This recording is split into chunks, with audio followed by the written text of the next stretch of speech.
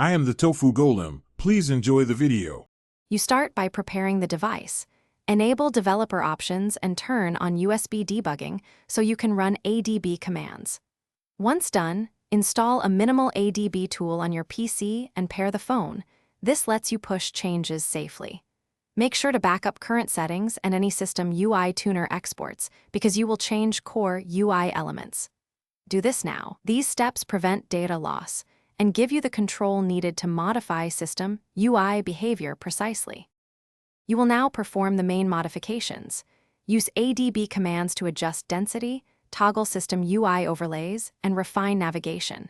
For example, run a DB shell WM density 400 to alter layout scale. This changes spacing and icon sizing.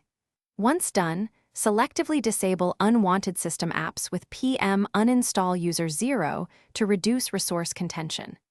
Meanwhile, apply system UI tuner or launcher changes to quick tiles and gesture navigation so the interface feels cleaner and faster. Move methodically and verify after each change. You finish by rebooting and testing thoroughly. Check notifications, gestures, and battery behavior to confirm improvements. If something breaks, restore your backup or revert a single ADB change. For serious failure, boot into recovery or use a DB reboot bootloader to recover. Make sure to test one change at a time so you can identify the culprit quickly. A common troubleshooting move is booting into safe mode to isolate third-party apps, then reapply only the stable tweaks to keep system UI reliable. Thanks for watching. Consider subscribing if we helped you today.